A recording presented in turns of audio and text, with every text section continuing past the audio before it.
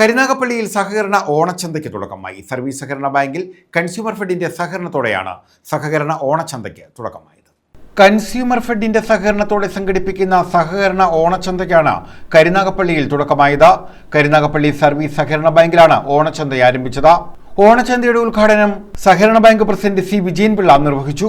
ഈ വർഷത്തെ ഓണത്തെ സംബന്ധിച്ചിടത്തോളം നമ്മുടെ സർക്കാർ കേരളത്തിലെ പാവപ്പെട്ടവരുടെയും അധ്വാനിക്കുന്നതിൻ്റെയും പ്രതീകമായിട്ട് എല്ലാ ദുർഘട ഘട്ടത്തിലും ഒരു കൈത്താങ്ങും സഹായവുമായിട്ട് എപ്പോഴും നമ്മളോടൊപ്പം നിൽക്കുന്ന നമ്മുടെ ഇടതുപക്ഷ സർക്കാരിനെ സംബന്ധിച്ചിടത്തോളം ഈ ഓണം ഈ നാട്ടിലെ മലയാളികൾ അഭിമാനപൂർവ്വം ആഘോഷിക്കുന്നതിലേക്ക് വേണ്ടി ഒട്ടേറെ കാര്യങ്ങളാണ് ചെയ്തു തീർത്തിട്ടുള്ളത്.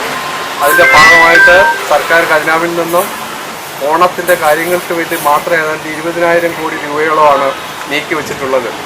20,000 കോടി രൂപയും സൗജന്യം കൊടുക്കുന്നതിലേക്ക് വേണ്ടി മാത്രമല്ല, കൺസ്യൂമർ ഫെഡ് വഴിയും നമ്മുടെ സപ്ലൈകോ വഴിയും സാധനങ്ങൾ സബ്സിഡി ഇനത്തിൽ വിതരണം ചെയ്യുന്നതിനും ഉദ്യോഗസ്ഥർക്കും മറ്റ് ജീവനക്കാർക്കും ഓണവും ഉത്സവത്തെ നൽകുന്നതിലേക്ക് വേണ്ടിയും പാവപ്പെട്ട വേഴാമ്പലിൻ്റെ കൂട്ട് കാത്തിരിക്കുന്ന 1,200 രൂപയുള്ളെങ്കിൽ ഒരു മാസം 1,200 രൂപയുള്ളെങ്കിൽ ഒരു മാസം ഒരു വലിയ സന്തോഷത്തോടു കൂടി അവരുടെ ജീവിതാവശ്യങ്ങൾ നിറവേറ്റാൻ കാത്തിരിക്കുന്ന വാർദ്ധക്യം ചെന്ന ആളുകൾക്ക് 2 ഗഡു ക്ഷേമ പെൻഷനും അനുവദിച്ച് ഭരണസമിതി അംഗം സദാനന്ദൻ കരിമ്പാലിൽ അധ്യക്ഷത വഹിച്ചു.